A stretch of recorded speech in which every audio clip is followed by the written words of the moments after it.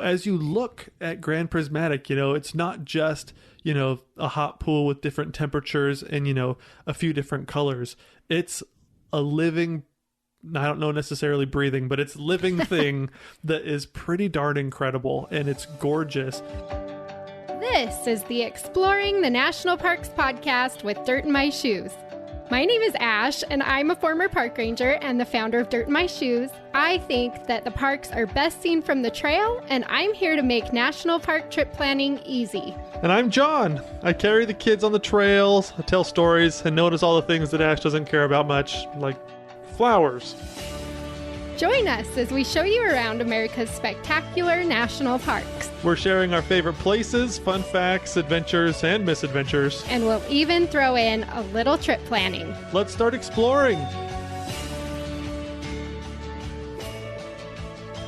Happy New Year! We are so excited. It's 2023. Woo! It's going to be a great year. We're hitting the ground running because as soon as the holidays are over, people start planning trips like crazy for the upcoming summer season. Absolutely, they do. So we start getting a lot busier helping people plan trips. And we thought, what better park to start with than Yellowstone, which is the park that most people have the most questions about. Yes. It's a huge national park. It's the oldest and best national park. There's so much to see. There's so much to do. Like, you can do like we do, which is basically go there at least once a year and still have a different experience every time and find new things to do. And so today we want to explore Yellowstone with you, taking you around the park and just sharing some of our favorite things and favorite places and stories from our own trips as we go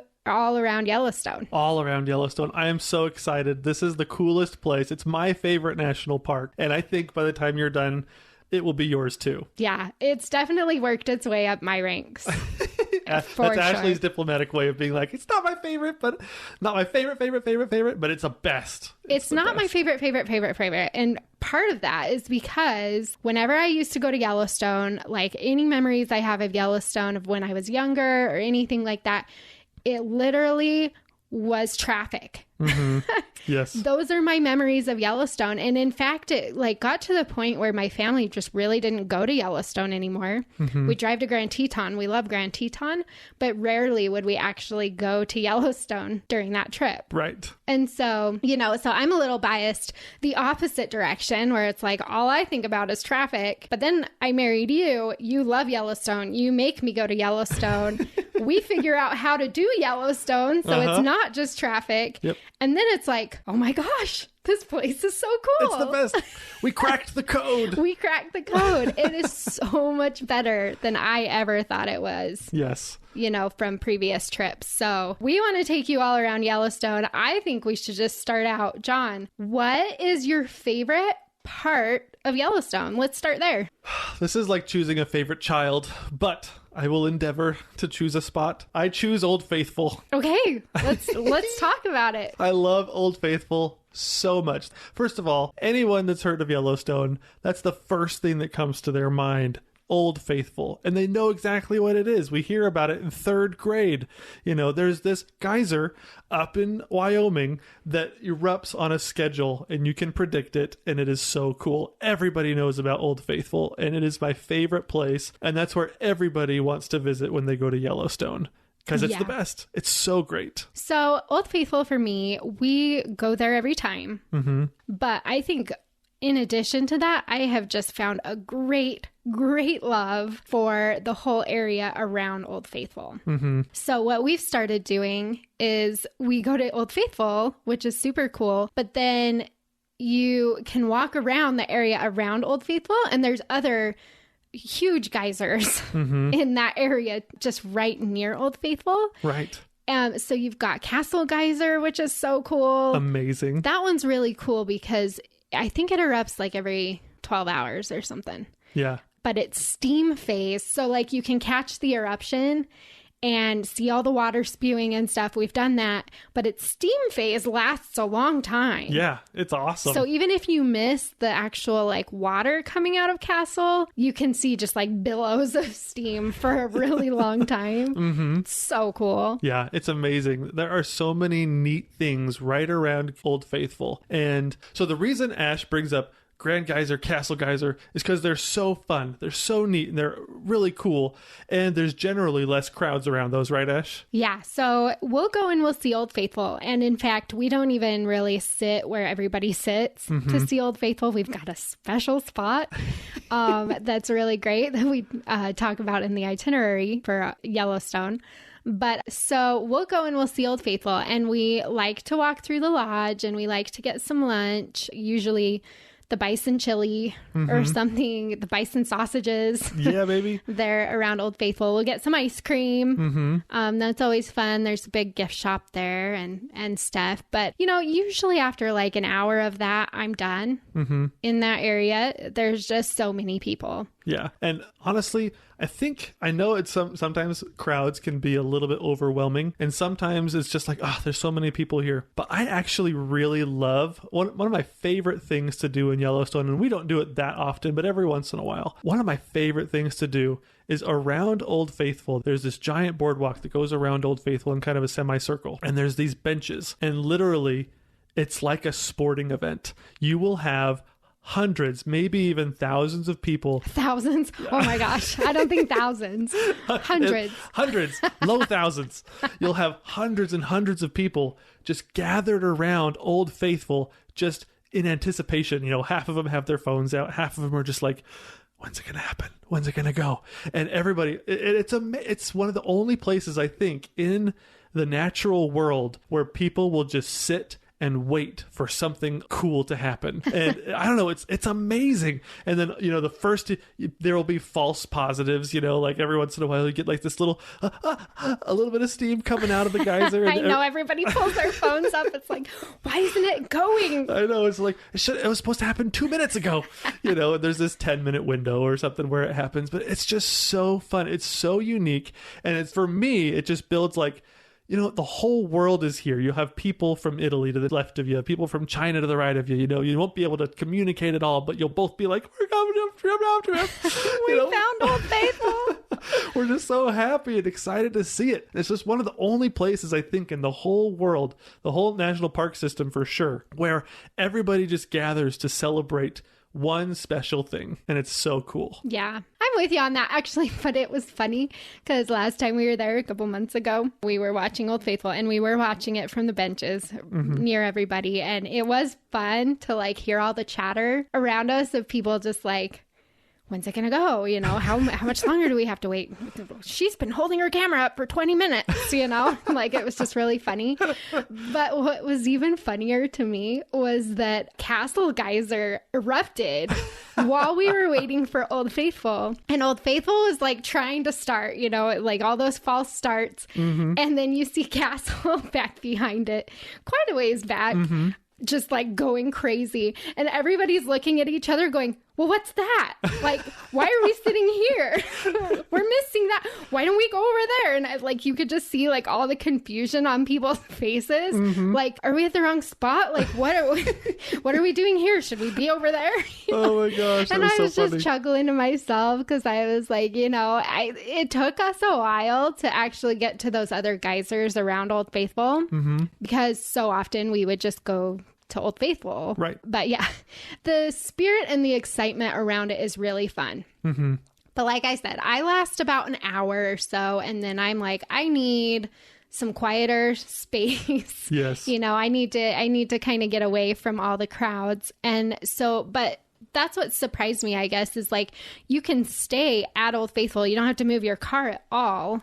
You just need to walk along the boardwalks back behind it. You know, you go up Geyser Hill and there's a lot of smaller geysers and hot pools and some really cool like bacterial mats with color and stuff. Some really pretty oranges back up in there. And then you keep going and you hit like Grand Geyser, which is phenomenal. Yeah, it's incredible. It's phenomenal. It's taller than Old Faithful.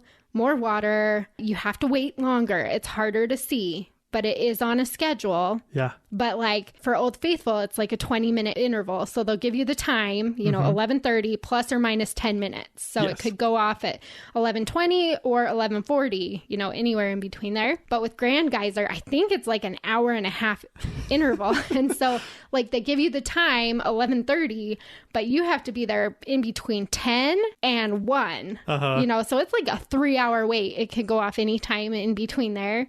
And so it is harder, like if you have little kids or, if you just don't want to wait, because that one is more of a waiting game. But oh my gosh, it is so worth it. It's so cool. It's amazing. Every once in a while, when you're walking along those boardwalks behind Old Faithful, you'll just see like a park ranger sprinting. You'll be like, what's he doing? And, he'll like, in his like running breath, he'll be like, oh, behind Geyser, oh, this way. Or, he'll like try to explain, what's going on in a different part of Geyser Hill. And so, I mean, there's a bunch of geysers bigger than Old Faithful. They're just less frequent or harder to predict. Yeah. And so you can get really lucky sometimes and see some amazing things, but you'll also be like, I remember one of our first times as a family when our kids were really little. I remember walking past Grand Geyser and seeing like an old man and his wife like asleep on the benches, and I was just like, what? What are they doing? What a weird place to take a nap. And now I realize they're just like, nope, before we die, we're going to see Grand Geyser. Yeah, which is totally worth it. And there's other ones. There's like Riverside Geyser and Daisy Geyser, and there's a whole bunch right there that actually are on a timer of some sort. Yes. So if you go into the visitor center there at Old Faithful, they will have all those predicted geysers up there on the board telling you when is the next eruption for those. And so, a lot of times we will just plan. I mean, we've been to Yellowstone a lot, and so we're not like trying to get through the whole park on each visit. Right. But there are a lot of times where we'll just plan a full day in Old Faithful area to try to catch as many of those geysers as we can. Right. And so that's a really fun activity. If you are just like so excited about the geysers in Yellowstone, then that area by far is the coolest place to just hang out and see what you can see. Yeah, absolutely. And that's why Old Faithful is probably my number one location. If I was to choose, Old Faithful area, the surrounding little area right there is just incredible, miraculous. One funny story before we move on past Old Faithful is there's another geyser back in there called Beehive Geyser.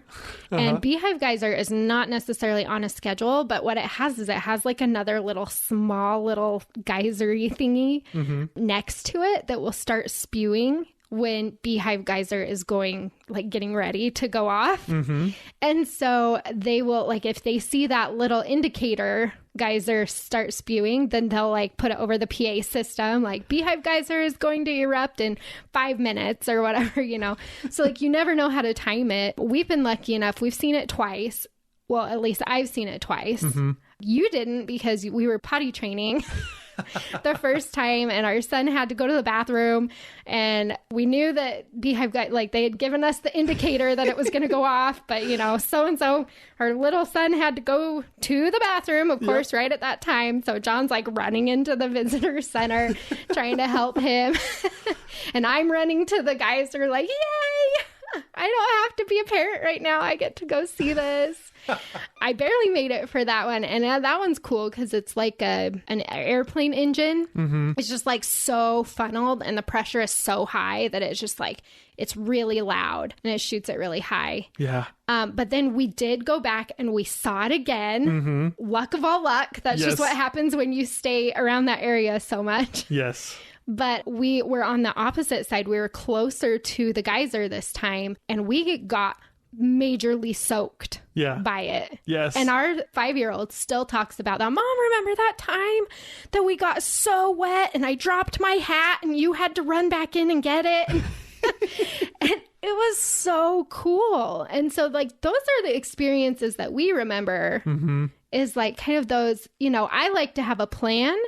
But then also, I think that's why I like this area so much, because all my plan has to be is blocking out 8 hours to be on Geyser Hill or in the Old Faithful area, just seeing what we can see. Yes. Oh, it is so much fun. Yeah. So if you're lucky enough to be there during Beehive Geyser, that one is so cool.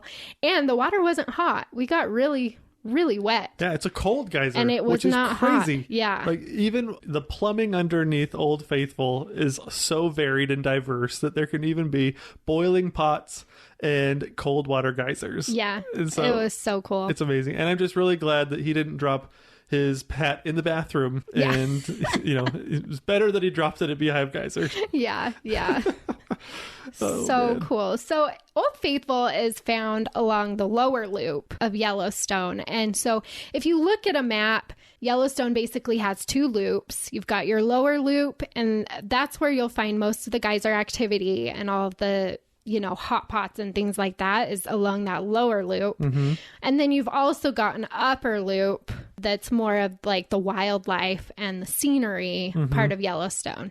And so I think, we'll move around the lower loop for now, talking about all the geyser stuff, and then we'll move up to the upper loop and talk more about the wildlife. Sweet. So going around the loop from Old Faithful, if you go up just a few miles, is when you'll hit Grand Prismatic Spring. Yeah. Going north from Old Faithful, baby. It's so exciting. Hitting these geyser basins is so fun. And Grand Prismatic is spectacular. And I'm not overusing that word. It is Everything so in cool. Yellowstone is spectacular. Yeah, Grand Prismatic is the largest hot spring in the park. Right. And so you definitely don't want to skip this one. You have a couple different options for seeing it. You can either walk the boardwalks right next to it. So you're like down right next to all the colors and, you've got the steam in your face type of experience. Or you can hike the Grand Prismatic Overlook Trail, which is one of the newest trails in Yellowstone. They just put that one in a couple years ago. But you can hike up there, and then you can get a bird's eye view of the spring so that you can see, how the colors all go out from each other and all the bacterial mats and all that. So, you get the big overview of the spring. One of my favorite things about Grand Prismatic, and we'll talk about this a little bit more in the fun facts episode, but it is one of the greatest examples of thermophiles anywhere in the park, and how different colors represent different communities of organisms and things like that. And so as you look at Grand Prismatic, it's not just, a hot pool with different temperatures and, a few different colors. It's a living, I don't know necessarily breathing, but it's living thing that is pretty darn incredible, and it's gorgeous.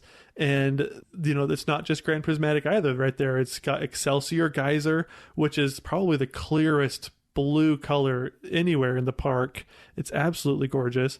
And I don't know, it's just so much fun exploring that place, and especially going up onto the overlook and being like, oh, that's where I was walking? Yeah. Whoa. Yeah. So always definitely plan on a Grand Prismatic stop.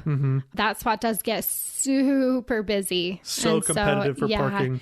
We don't go there in the middle of the day ever if we can avoid, if we can help it. So keep that in mind. But continuing around the lower loop, the other really busy part that people want to see when they come to Yellowstone is the Grand Canyon of the Yellowstone. Ooh, yeah. That's a really big must do for your first time in Yellowstone. And you're not in the geyser area at this point when you get over to Canyon. But you've got some huge waterfalls, which I think, the waterfalls in Yellowstone actually are incredibly impressive. They're so powerful. There's so many good big waterfalls in Yellowstone. Yeah. So, Grand Canyon of the Yellowstone is the most famous waterfalls there, is the upper and lower that you'll see there. So, as you move your way around the loop and you're heading to Canyon Village, that's really what you're there to see, is those big, beautiful waterfalls. Yeah. And, I don't think there's very many proper viewpoints in Yellowstone in some ways, because there's not it's not like you're overlooking a lot of things all the time in Yellowstone. A lot of things are really close up to you in Yellowstone. But I think my favorite proper viewpoint is Artist Point in the Grand Canyon area, because it frames the lower falls so beautifully, among or amidst, I guess, however you want to say it, the striking yellow canyon walls. And there's a little stripe of green inside of the waterfall that is always there and is so pretty. But I don't know, I just think that is like the perfectly framed viewpoint in the park. Yeah, Artist Point is so gorgeous. You know, what's funny is my favorite viewpoint in the park is also in that area. It's not Artist Point, but you know, Artist Point is so impressive. But mine is, if you can count it. I don't know if you can count it, actually, now that I'm thinking about it. Is it a proper viewpoint? I don't know if it's a proper one, because you actually have to hike to this one. But the brink of the lower falls. Yeah, that one is so cool. So I don't know if that really counts as like a proper viewpoint, but the canyon area of Yellowstone is just so powerful.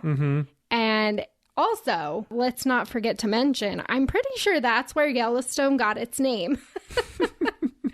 Yeah. Besides all the bacterial mats and stuff, but like every time we go to the Grand Canyon of the Yellowstone, I'm like, the rocks are so yellow They're here. so yellow. Oh my gosh. Stones, if you will. The stones are so yellow here. Yes. But like that whole canyon is just this big, beautiful canyon with a giant river, giant waterfalls, and like yellow stone. It's so cool. And you're standing, the brink of the lower falls is actually my favorite proper hike. It is a hike. It's not easy. It's not an easy viewpoint. There are so many to. boardwalks and things in Yellowstone that I feel like this one's one of my favorite proper hikes, where you get a good bead of sweat going down your back, you know, as you're making your way back up the trail. But as you stand, you're just, oh, it's incredible. So much water is just pouring over the cliff right next to you, and you're just looking down this vast canyon. And I don't know, it's so unlike most places. The Grand Canyon itself has some yellow rock, but it's mixed in with a whole lot of other colors. The Grand Canyon of the Yellowstone is so one solid yellow that it's just like, whoa, it's like you're walking into Willy Wonka's world, you know. And I don't know, they're just, the whole canyon wall is full of everlasting gobstoppers. I don't know exactly, like, but it's just so, I don't know, it looks like candy, cotton candy or something. I don't know. But yellow Cotton candy. I don't think so. Don't eat the yellow cotton candy. It's just yellow. But I think what's cool, I really like the brink of the lower falls, and that one is a harder hike because you're working your way down to the waterfall. And then you stand above the water, you know, you're right where the waterfall goes over the cliff, and it's like a 300-foot waterfall, and then it has like the stripe of green like down the waterfall. And so actually, if you look at pictures of the lower falls, you can see that stripe of green even from Artist Point, right? You know, so it's really cool to see that up close. And then you know, there's other viewpoints there. There's another hike, Red Rock Falls, that's similar to Uncle Tom's, which is another popular hike over there. But yeah, there's some really good hiking trails in that area. That make you work. Yeah. A lot of it's going down and then coming straight back up. Yep. But yeah, that's a really cool area if you're like wanting to see something besides geysers. You know, I think we don't put as much emphasis on the waterfalls in Yellowstone, but they are so impressive. Yeah, and there's so many of them. There's there's water everywhere, and it's so cool. And one of my favorite, I wanted to share this about the canyon area because I think it illustrates, we've talked about this before, Ash and I, how the food in Yellowstone is not always that good. No, I don't like eating in Yellowstone. But I've told Ash before, because we do like a dining guide, and it seems like every 4 or 5 years, after restaurants and national parks have had enough bad reviews, they just change their name. Yeah. And so if you work for the National Park Service, I'm sorry to say this, but it's not the National Park Service, it's the concessionaires. Oh, it's all the concessionaires, yes. But the Grand Canyon area just went through a brand new renaming of everything. So all the restaurants are fresh and the food sucks just as bad. So maybe it's gotten better. We'll give them the benefit of the doubt with their rebrand. Sure. Go try it out. Yeah, we don't love Yellowstone food. It's not great. My favorite, not in the park. Oh. See? I know. Tangent. West Yellowstone has this pizza place called Wild West Pizza. Uh-huh. And they have a... Oh, yes. Do you remember? We've ordered this pizza. It's called the Butch Cassidy. And it has pulled pork and baked beans. On the pizza. On the pizza. It So was good. like... I mean, it was really good. It wasn't like normal pizza. It was really good. It was unique. And so, yes, we typically eat in West Yellowstone. Right. When we're visiting Yellowstone, because neither of us are huge fans of any of the food. We've tried some of the nicer restaurants there too. Most of them. Actually, I think we've eaten at pretty much every restaurant there. And I just don't love it. Yeah. There's a lot of restaurants, so many restaurants throughout Yellowstone, and they all get renamed every 5 years. There's a few that I really like. There's one I like, one in Mammoth a lot, and I'll talk about that in a little bit. But Do you? I was thinking I didn't like Mammoth it's not even either. that I like it so much. I'll just say what it is. It's the I think it's the Mammoth Terrace Grill. Oh, and it was like a $5 hamburger, Yeah, which it's is like- like the cheapest thing you can get in Yellowstone, and it was okay. Yeah. And it's just the best value of any food. Yeah. It's actually filling. You proper hamburger. The fries are good-ish. And you spend very little money for it. And so it's just like, you know what? I'll give it to this place. Yeah. I like this one.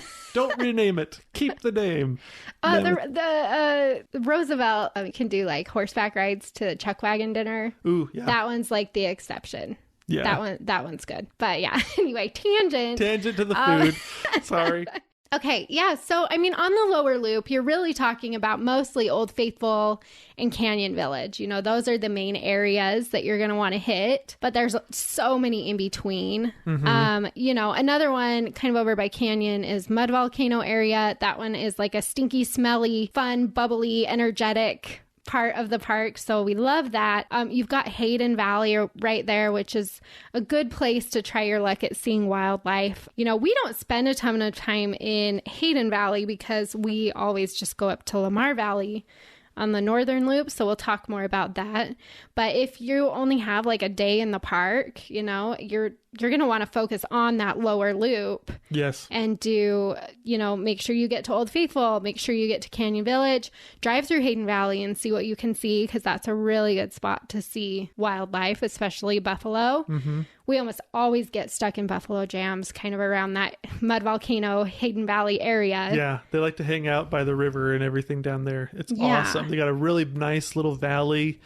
That's why it's called the Hayden Valley. But yeah, it's so pretty. And I don't know, it's just something really cool when you see a herd of bison crossing a river. It just seems so wild. I love it. Yeah. It's a lot of fun. And just the whole Mud Volcano area, not to get stuck up on this area for too long, but the Mud Volcano area, for me, is like an example of how wild and alive Yellowstone still is, because I think that's the youngest part of Yellowstone. Oh, really? Yeah, that whole area right there was basically created and blew up out of a hill in 1870. And so That's right. I was not thinking in those time frames, but yeah, that's true. Yeah. It's pretty recent as far as Yellowstone goes. I think the story goes like the one of the expeditions that was exploring the area, they were kind of somewhat camped out nearby, and then all of a sudden they just hear these giant booms and the earth is literally shaking underneath them. And so they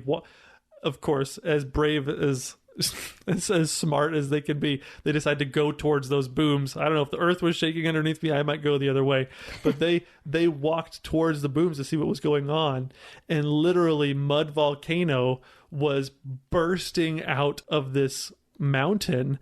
And oh my gosh, I just can't imagine. It would have been so cool. But it just goes to show that area is still alive. Yellowstone is alive and changing every day. Anywhere, like, I don't know, Yellowstone seems kind of developed with roads and restaurants and hotels, and, you know, there's even like a car repair shop. But like, if Yellowstone wanted, it could get rid of all of that really easily, because just with a few explosions, if the earth just burped a little bit, all of that would be gone, and, you know, it would just be so crazy. So I love Mud Volcano because it illustrates how active the whole area is. Yeah, and it smells super bad. Yeah. Like that's the best place to go if you want your kids to remember the smell of sulfur and the smell of Yellowstone, take them to Mud Volcano. And it's fun because like the mud is bubbling, you know, and then you've got Dragon's Mouth, which is like, oh, it's so cool. The water comes in and out and the steam comes in and out like a dragon is breathing. So that is really fun. And then I would also say, you know, if you have enough time to spend multiple days down on the lower loop, aside from the places we've already talked about, you'll want to add in like the West Thumb, which is another geyser basin, but it's right on the shore of Yellowstone Lake. And so that's really unique. You know, you've got the geysers in the lake, which is really cool. And then one of my favorite trails in the park is the Storm Point Trail. Yeah, that one's neat. It's different than most things that you see, but it's a really good way to see Yellowstone Lake, and it gets almost like sand dunes. It looks like sand dune-ish down right by the lake. And so you've got like some cliffs and some sand dune looking things. And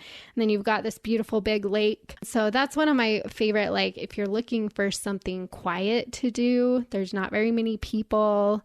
You'll probably see more bears or buffalo than you will people. That's a really cool trail too. So to kind of round out that lower loop, you know, you've got those main areas that a lot of people go to and a lot of people want to see, but there are a lot of smaller places you can also add in to find some more off the beaten path or, you know, some more solitude in that park.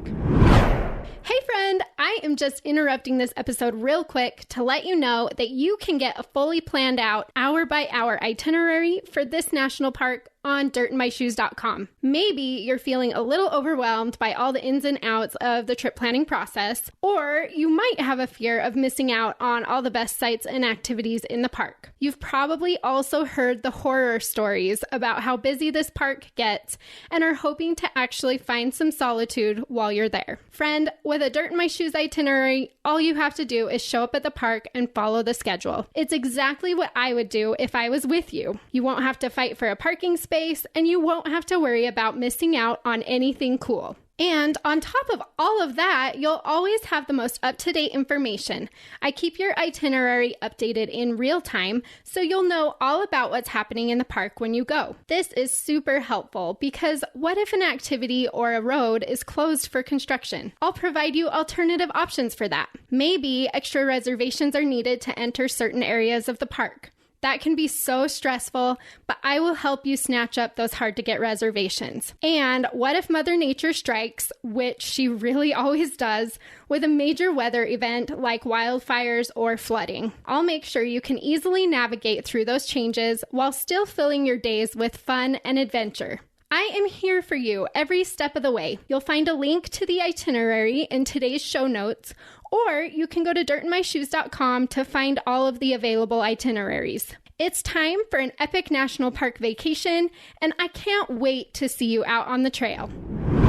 Okay, so that pretty much rounds out the lower loop. I mean, obviously, there's so much more we could talk about. So much more. I mean, we could talk about Yellowstone. We could make a whole podcast around Yellowstone, probably. Oh, yeah, absolutely. So that doesn't even really begin to hit all of the, you know, things that you need to know for each of those places. But it's a good overview as to kind of what your day or days would look like along the lower loop. So let's jump up to kind of the upper loop area of the park, or the northern part of the park. So driving around from like Canyon. So if you look at a map of Yellowstone, there is a road that goes like right in between both loops. And so that's the road from like, so you've got West Yellowstone, you've got Madison, Norris, Canyon, and then kind of out to like Fishing Bridge, and then out to Cody eventually. And so that road is kind of the middle of the park. If you can stay along that road, or we really like West Yellowstone because it's close to the middle of the park. Yeah, that's our ideal location to stay, pretty much anywhere along that road. But I think our favorite gateway town to Yellowstone would be West Yellowstone. It just makes it so easy because a lot of the other gateway towns, you know, if you're going to stay, like if you want to spend time in the southern part of the park, you know, you can stay down there and just do the southern part, but then I would move lodging to the northern part to see the northern part, because a lot of people don't realize just how massive Yellowstone is. And how long it takes to get from place to place, because you're not going 70 miles an hour. Right. I mean, it's a good amount of driving. And so, yeah, so we'll either do like West Yellowstone if we don't want to move around our lodging.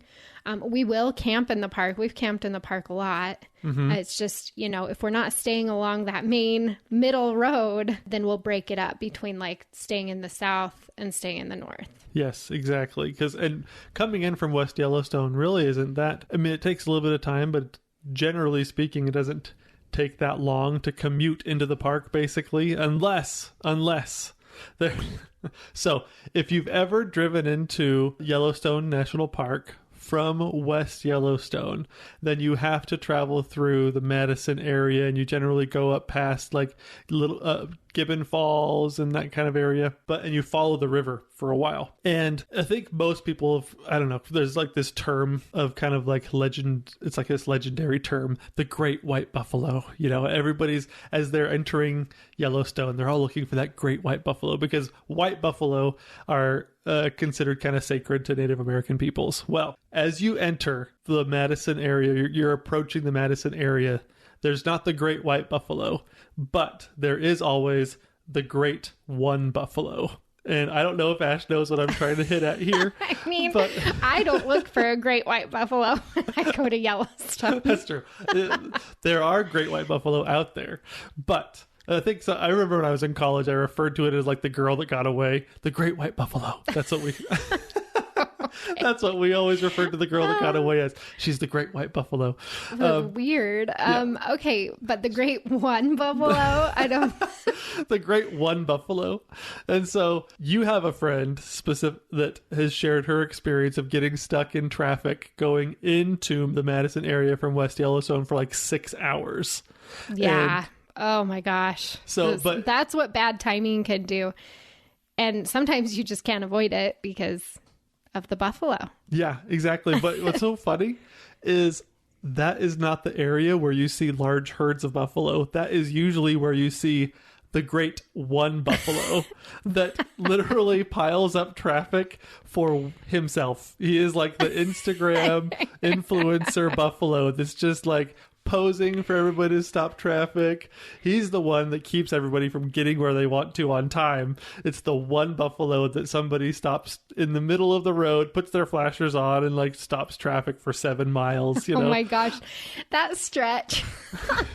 That stretch of road from West Yellowstone, like up through, you go through Madison and kind of up towards Norris. I feel like every time I have to drive that, I have to like give myself a pep talk to get through it, because it's just like, I know that this is where everybody enters the park. And, you know, they're all so excited to see wildlife that, you know, yeah, the one buffalo that's down by the river, whatever, you know, like everybody has to stop for that because they haven't seen anything yet. So they're super excited. So I understand that. But as a repeat visitor to Yellowstone, that is like the most painful stretch of road in that park. If you get stuck behind somebody, you just know, it's just like, I know there is one buffalo taking a nap and everybody has just stopped. And if it's you, if you're the first one driving in the morning, you're cruising along, you see a buffalo, you're just like, tunnel vision, eyes straight forward. Don't look. Nobody look out the window. Don't look at this buffalo. We never stop for just one buffalo. Do not stop for the great one buffalo. Yeah. No, that stretch of road like gives me anxiety because I always know it's going to like double or triple the amount of time it usually should take to drive. Yes. From West Yellowstone over to Madison or Norris. Yeah. We always get out early enough to hopefully avoid most of that. But it's like people along that stretch of road, they lose all reason when driving there. It's like they're so excited to be in Yellowstone and so excited to see something. It's painful. It's painful. But people they just stop in the middle of the road and you can't get around, and people are out of their vehicles just walking down the road and blocking all the traffic. And can you tell that I love that area of the park? Oh my gosh. It's very pretty. And there's like, there is some small little valleys, that are actually pretty picturesque. And that's usually where the one buffalo and a couple of elk might hang out. And it's, it's got some beautiful grasses and a little river and everything. So it's pretty picturesque. It's like, it's a false summit is really what it is. Because you really want to get beyond that to get into Yellowstone, and things get bigger and better. And it's so cool. But it's the false summit that just captures the attention of, the first time visitors that are just so excited to see anything, any wildlife. And so any chance of seeing one animal is just like, first of all, it is magical. And I cannot blame them for being like, oh, that's the first buffalo I've ever seen in my whole life. And so, yes, you should stop, but you find a parking spot, please. Take your picture and get back in the car and get back up to... You shouldn't even get out of your car. Just roll down the window, take your picture, or find a parking spot. Yes. This is our advice of many, many trips. We know that buffalo is amazing. It's the first one you've seen, but there is so much more waiting for you just beyond the river bend. Like, what's that song? Just beyond the river bend? Yeah, that's the There's song. 20 more just around the river bend. Don't stop your car. Let us all drive free. This is Ash, the great Willow. Grandmother Willow is whispering to you through the podcast. Don't stop your car, dear. Keep driving. Yeah, they probably wish I sounded like Grandmother Willow. My voice is a little more stern. Oh my gosh.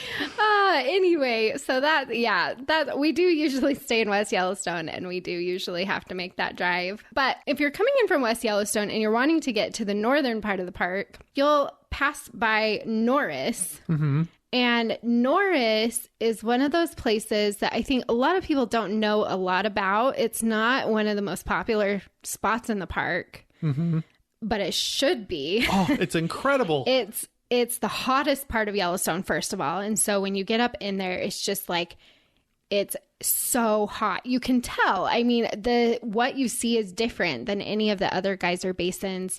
The colors are different. The steam, there's just so much more steam. You can feel the heat coming out of the ground. I mean, it's hot. So this is literal, though. It's not just... It is the hottest part of the park. And there's a park ranger a few years ago that she was hiking along the trail, kind of doing her patrol. And she noticed that she could smell... It's not the typical smell you smell in Yellowstone, which is kind of the sulfury, the bog of eternal stench, that kind of a smell.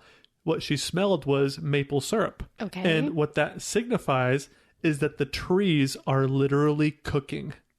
And so they're kind of bubbling out their sap. And so she realized, she was like, I better stop here and take some ground temperature measurements. And she put the thermometer or whatever the instruments they used, they put them into the trail, and just like 2 to 3 centimeters below the surface of the trail, it was 200 degrees. Oh my gosh. And so they had to close down that trail for like a couple of weeks until things kind of normalized again. But it is the hottest part of the park, and trees will literally boil in their own sap in places like this. And so it's so cool. So my favorite thing about Norris is the colors. So if you walk along the Porcelain Basin, that's where you'll see most of those colors that are unique from really anywhere else. Mm-hmm. So you don't get like the big, well, I mean, you do get some of this too, but like the big vibrant colors of other geyser basins around Yellowstone. Mm-hmm. It really is like, it's very pastel-y colors. You got a lot of like pastel greens and blues and pinks and stuff. And anyway, so just the color of the water, it's almost like if you've seen like the glacial silt that you'll find in like glacial lakes and rivers up, Glacier National Park or places like that, it's kind of like that, but in Yellowstone in these pools, it's just like, it's got like this silty look. Mm-hmm. And it is so pretty. So I love that. And I love all the steam and just like all the activity in that area. There's a lot of like steam that's coming out of the side of the hill. And Steamboat Geyser. Yeah, and then Steamboat Geyser is at Norris Basin. The tallest, the biggest, most amazing geyser in the world. The highest geyser. It will erupt over 300 feet into the air. So you'll see signs at the parking lot for Norris saying, park your car at your own risk. Because if Steamboat erupts, then it will, send that mineral-y water and acidic water or whatever it is, that can actually damage vehicles and stuff. It will send it out into that parking lot. Now, I have to say, I hate Steamboat Geyser.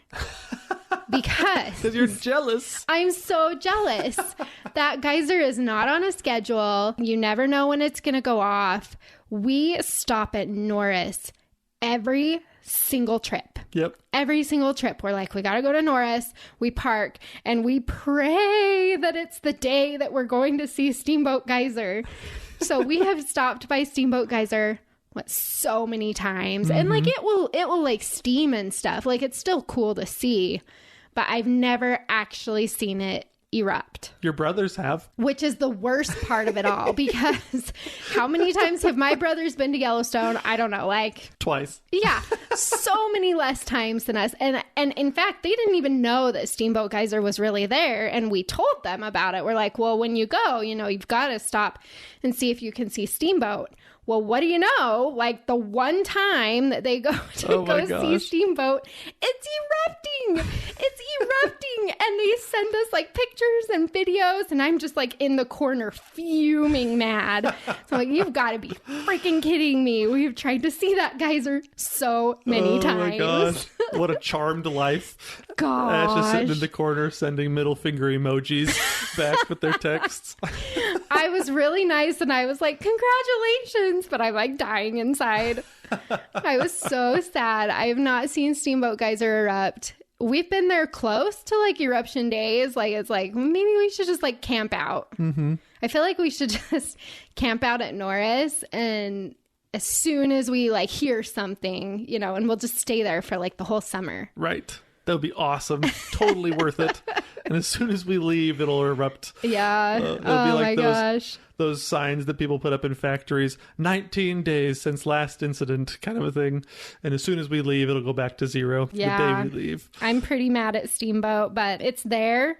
So definitely go stop by. Yes. Hopefully you're luckier than we are and you'll get to see it. Even if just to see it in its steam phase or something like that, it's still really impressive just steaming and squirting every once in a while. So it's pretty cool. Yeah, Norris is just one of those. Not a lot of people know about it. It does get busy still, but like it's not one of those like places that you hear people talk about all the time. So that's definitely a really cool place to stop. Right. Plus, it's named after Chuck.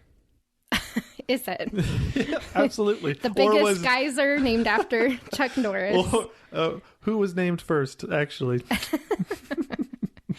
If you keep going around the upper loop past Norris, that's when you start getting into like all the really pretty parts of Yellowstone. I think, that's when you start seeing more big mountains in the distance. A lot more vistas and views going up north. Yeah, it's you've got some really good like meadows that you'll pass by where you'll see it's good for wildlife sightings. We usually see elk kind of up in there. And then you get to Mammoth Hot Springs. Right. Which is a super cool part of Yellowstone. Oh, I love Mammoth Hot Springs. I feel like it's one of the only geyser areas that you can literally see from so far away. You can see it in the distance. Like I feel like a lot of geyser basins are kind of tucked in trees and things like that. But Mammoth Hot Springs literally has taken over the side of a mountain. And it has upper and lower terraces, and you just have all of these. It's just amazing. Like as you come at it from the east, so if you're driving from like Lamar Valley and heading back towards Mammoth Hot Springs, you can see it in the distance, and it's literally like a city on a hill kind of a thing. It's just a terrace on a hill. It's incredible. I love seeing it from the distance. It's so big, and I don't know. Mammoth Hot Springs is one of the more historic areas of the park too, because it's the headquarters of the park, and it was where people first entered when the park was established, right? Yeah, so Mammoth is different as it does have some geothermal activity. Like you said, it's coming down the mountainside and it's super pretty, but you won't get like geysers and hot pools and stuff, in that area. It's the terracing and the water deposits and the eating away of the mountain. So yeah, that's super cool. But yeah, so the north entrance, which you have the town of Gardner right outside of the north entrance, and that town has a lot of fun stuff you can do. It's small, but if you're hoping to spend a lot of your time in the northern part of the park, it's a good place to stay. And then from there, that's where you find the Roosevelt Arch as you're coming into the park from Gardner. Yeah. And the Roosevelt Arch is the historic entrance to Yellowstone. It's the original entrance to Yellowstone, right? And so that's where most people would have come in when Yellowstone was first made a national park. Right. And so that kind of marks that. And then you get into Mammoth Hot Springs, which like a lot of it is the park headquarters, and the park buildings that they use like to manage Yellowstone, where where everybody is, the superintendent's office, all of that, like all the National Park Service, like main stuff for Yellowstone is all housed in the old Fort Yellowstone buildings. And some of like the old barracks too, right? Yeah. So this is like the area where when Yellowstone was like first established, and even a little bit before that and stuff, like they actually sent the army to Yellowstone to protect it. Yeah. Protect it from poachers and protect it from what was happening at the time. And so the army actually was stationed right there in Mammoth. And yeah, so there's a lot of really cool older buildings. You can actually do a walking tour right there if you're really interested in the history of, Yellowstone becoming a national park and seeing what those converted buildings actually used to be. So it's a really cool area. It's the more historic part of the park. And it's just really cool to enter the park from the arch. Yeah, the same way Teddy Roosevelt would have. Yeah, and then go up into that historic area. And then, of course, you've got all the beautiful terracing down the mountain. Oh, it's so beautiful. And one of my favorite things to see, I love to visit Mammoth in the fall because the elk are just overrunning the place. It's so cool. You get to see all the mamas and their babies running around, and then you get to see these crazy, huge male elk that have these massive racks on their heads, and they're just bugling, and it is so pretty. I remember we were in the campground up there, and I think one of our kids, I think we were eating lunch or something like that, and we just hear this crazy bugle, and I like open up the door to the trailer, and just like 2 campsites away is this massive bull elk, and he's just going crazy bugling right there, and it was so awesome. It was so cool. Mammoth is the best place to go in the fall if you want to see and hear the bugling elk. Yes, or get hit by an elk if you get too close. So do not get too, keep your distance away from them. They are preoccupied doing their own thing, and if you get in their way, they will not be happy about it. So they will take it out on you. So stay away from the elk, but just enjoy the view. They are amazing. Yeah, I love Mammoth for that reason. And, that whole area up there in the north. So from Mammoth, if you keep driving east along the park road, that's when you hit the Lamar Valley. Right. And the Lamar Valley is just unmatched for its wildlife and the wildlife viewing that you can do up there. I mean, there are people who plan just to come to Yellowstone, just to go to the Lamar Valley to see what they can see, So if you're a big wildlife enthusiast, there's no better place in any national park than the Lamar Valley. Yeah, I've said it before and I'll keep saying it. Yellowstone is the true American safari, and Lamar Valley is where everything happens. It's all there. There is no better place in the park for you to see everything that you could imagine. There's all different types of creatures. You have all the ungulates, you like the bison, the bighorn sheep, you've got the elk, you have pronghorn, you've got all of those big veggie eaters, and then you can also have the chance to see a lot of the predators too. That area is where you have the best chance of seeing wolves. And that is the coolest thing. I love going up there. I still have not really seen one very close because they're kind of timid and they like to stay a little bit further away from the road.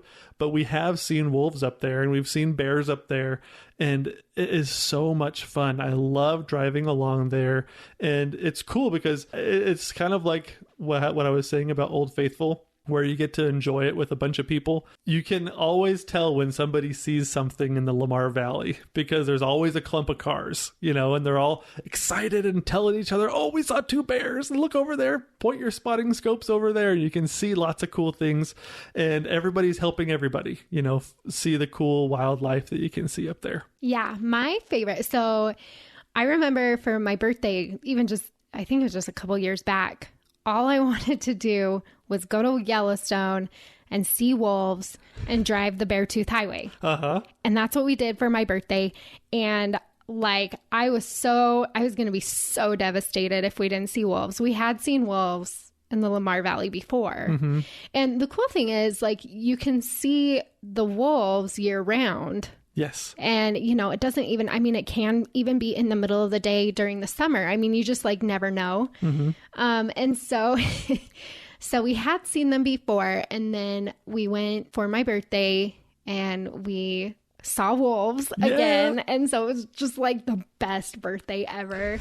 And then we drove the Beartooth Highway, which is just right outside. You go out the northeast entrance of Yellowstone, and then that connects to the Beartooth Highway, which is like a great American highway. Have to drive it. It's so beautiful and just so cool. So definitely do that while you're up there too. But yeah, that was like the best birthday in the history of birthdays. Wolves and the Beartooth Highway in Yellowstone. It was pretty incredible. It was a great birthday, and it wasn't even mine. I loved it. It was so much fun. The Beartooth Highway blew me away. You know, when we did that, it was incredible. And, you know, there's so many... I didn't realize how high those mountains are and how high that road takes you. It takes you so high to the top of stuff. And it's just gorgeous. But seeing it with wolves and having it be part of that full day, it was just incredible. And I think the wolves that day, I think they were a lot closer than we expected. I think we saw like closer. One wolf just like patrolling pretty close by. Yeah, he was a dark dark coat, which always makes a difference when you're trying to see them. But yeah, he wasn't that far off the road, and he was just working his way around. You can see wolves. There's it's the Slough Creek pack. And so if you go kind of down by the Slough Creek campground, kind of in that area too, they do move around. You know, they're not always in the same area. Their den isn't always in the same area. But yeah, we've had good luck seeing them there. But mostly, yeah, you just kind of drive until you see a big group of people with their spotting scopes out. And you definitely want your own spotting scope or binoculars if you're hoping to see wolves, because a lot of times they are pretty far away. Right, yeah. One of my favorite things that I didn't realize was one of my favorite things until we were kind of stuck in a bison jam up near the Yellowstone area is, like, I think before I heard it, I had no idea what sound a buffalo made. You know, I just kind of assumed they made kind of a mooing sound, kind of like a cow. But they're so offended by that. But it is so different. They call it they call it like a buffalo or a bison bellowing is what they call it. And they have like the deepest guttural blurt is all I can say is what it is. It's so cool. Ash actually does a really good impersonation of a buffalo. Was that close? That was nailed. It was right on the head. It's pretty scary, actually. Like, because I've videotaped bison jams that we've gotten stuck in, and I'll like be holding my camera out, and then you'll hear it like off to the side of you. It's just like, oh my gosh. So, yeah, they're really loud. Like, they sound pretty mean. Yeah, and most of them are mamas. Yeah. Most of them are like, mean mamas. They're crossing the road and like bossing their kids around. What are you doing over there? They do. It's so cool. I have to say, so one of my favorite hikes in Yellowstone is up in the Lamar Valley. Ooh. It's the Lamar River Trail. Yeah. And the reason that I like this hike, so there's not really like a set destination. I mean, there's a few different places that you can go along this trail, but the reason that I like it is it just like, it feels really wild. because you're just out in the middle of this valley and you know how many big animals are out there. B, the views are just beautiful. You're following the river. You're in the actual Lamar Valley, you know, and then C, it's kind of like a choose your own adventure, because you don't have to go that far if you don't want to. You can branch off a couple places. There's some trails, some other trails up in that area that connect to the Lamar River Trail. So that's fun. And I have to tell you, I don't know if you know this, but that trail terrifies me. And the reason that the Lamar River Trail terrifies me is because I can't think of a time that we've hiked that trail where we've like actually been able to get to where we were planning to get to. Right. Because sometimes you don't have a choice about how far you can go. There's so many buffalo around there, and you can see like the big, huge, because they burrow into the dirt and roll around and stuff, and so you can see like their big burrows or their big like rut marks, I don't know what you call them, down in the dirt. So you're like passing these as you're hiking, and you're just wondering like, okay, when are we gonna find the herd? Because they always hang out around there. And I remember like one time we hiked it, it was like we got to, because there's like a part of the trail where you can kind of go up on a little hill, and we wanted to go up there, but we like went around the corner and there's like this huge buffalo herd right there. And we just like look at each other, we're like, I guess our trail is over, you know, like, because you don't want to hike down in there. And then plus like we've hiked it before where it was clear when we went through, and then on the way back we can see the buffalo like working their way towards the trail, like knowing that, oh, we gotta hoof it, because if we don't go fast, these buffalo are gonna like block us in. Oh yeah, we're not gonna be able to finish our trail. So that trail is so cool to me, but at the same time it terrifies me because I always feel like I'm gonna get stranded out there with the buffalo. Yes. Well, it's not just a buffalo too. Do you remember what other prints we found out there, or what we didn't know what we were looking at? So I remember the first time we did that trail, we kept seeing like these holes in the ground, and we're like, what is this from? And it wasn't the big buffalo ones where they kind of wallow. It was smaller, but like deeper underneath some plants. And I remember took us a while, but we finally figured it out. I think we had to ask a ranger. It was bears digging for roots. Oh yeah. Yeah. And so there's tons of creatures out there. You never know what you're going to find when you go over that hill. You know, for us, it was like the buffalo, and it's like on Dumb and Dumb, big gulps, huh? Well, see you later. You know, like, all right, this is as far as we're going. Big gulps, huh? See you later. We just turn around and go back to the car, because we definitely not, you know, trying to get our way through a buffalo herd. Or if you see a bear or something, just turn right around and head back to the car, man. Snap your picture. Do not linger. Yeah. Yeah. That's part of the adventure of it. That's what I love about the Lamar Valley. So, I mean, I would say, I think both of us, you know, it's hard to choose a favorite area of Yellowstone because there's so many different things that you can see. But, you know, if you're choosing like a non-geyser area as being your favorite, I think both of us would agree it has to be the Lamar Valley. Oh yeah, absolutely. Easy at number 2, definitely a contender for number 1. Yeah. So it's just too cool. It's amazing. It's so many things that you can see that you can't, that are so hard to see other places. I think that's what it is. It's that for me, it's like the ease of seeing hard to see animals. Yeah. At the Lamar Valley. Yeah, because, you know, you'll see the buffalo, you'll see the wolves, you'll see the bears. But in addition to that, I mean, we've seen bighorn sheep, we've seen mountain goats, we've seen pronghorn. You know, you do really see a lot of really big, cool animals up in there. So absolutely. Bald eagles along the river, that kind of stuff. There's just so many cool things. Now, it is worth noting that the Lamar Valley area was really hard hit by the floods in Yellowstone in 2022. Oof. And so they have since then, actually, they've gotten the roads open and stuff, but do just, you know, expect that there may be some delays or something along those lines as you're traveling the northern part of the park, because that's really where the flooding hit the hardest. So Lamar Valley, the Mammoth Hot Springs area, you know, the road that you're driving from Gardner to Mammoth, like that road now is a road that was a back road. It wasn't the main road into the park. They actually had to do a lot of work on it to get it so that people could actually drive into the park from that side. And so for the next few years, I would anticipate, you know, there is going to be construction up there. They are going to be doing things as they rebuild from of the problems that they had from that flooding event in 2022. So do keep that in mind, but it's open. It's open. They did it. 6 months later, they somehow got those roads back open, which is incredible. That is incredible. So for the next few years, bring your binoculars and your patience. Yeah. And I mean, there's not as many amenities up in that area, as you're driving through Lamar Valley and stuff and going out the northeast entrance. Cook City is really small. Right. There's really not much there. And so already, when you're in the northern part of the park, you're going to want to have enough food and water and stuff with you.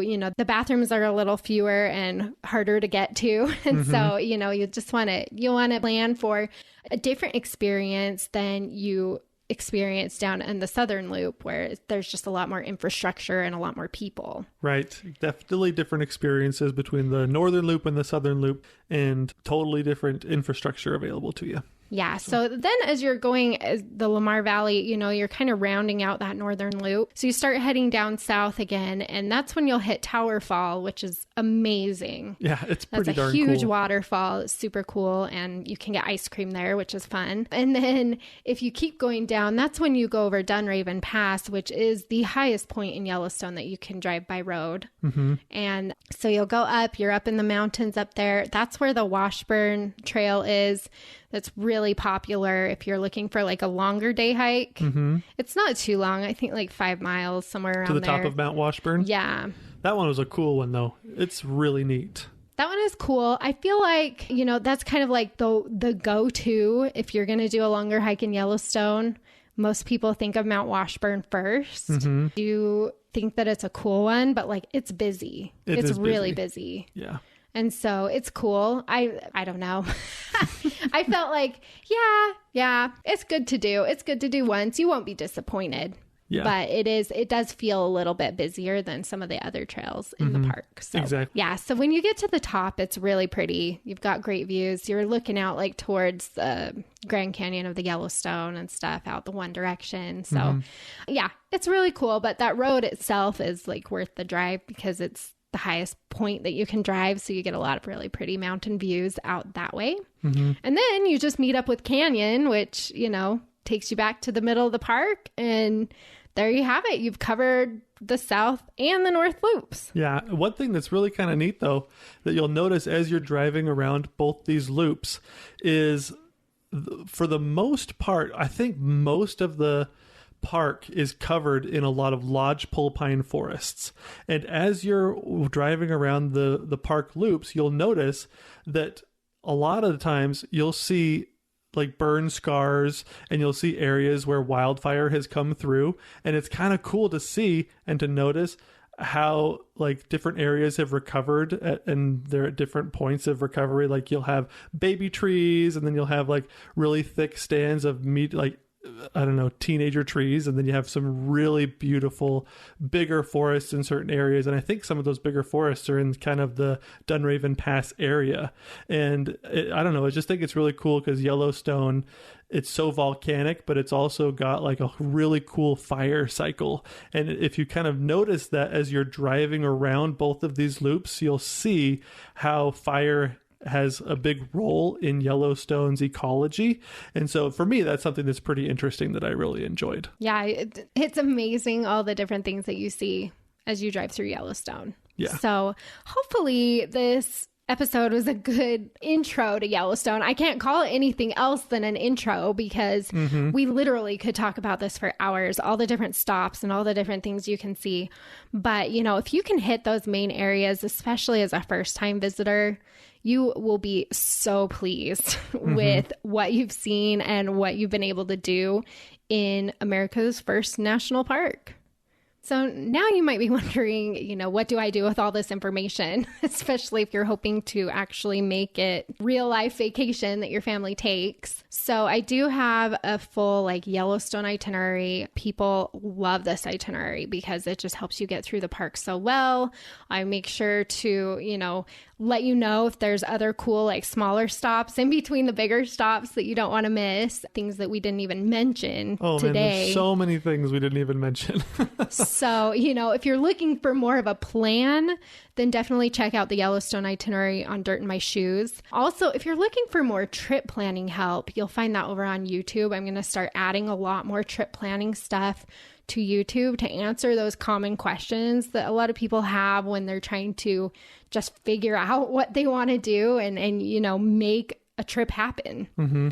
So definitely check that out. But we have so much knowledge of Yellowstone above and beyond what most people have, just because we can't stay away. I know. Sometimes I feel like, should we go somewhere else for a vacation? But no, we don't. We always go to Yellowstone. It is definitely one of our most visited national parks. Again, just because there's so much to see, there's so much variety, and just so many cool experiences that you can have with your family. Thanks for exploring the national parks with us. Please share, like, and subscribe. And if you need any help planning your own trip, click on over to dirtinmyshoes.com. See you next week. Same time, same place. And don't forget to get some dirt in your shoes.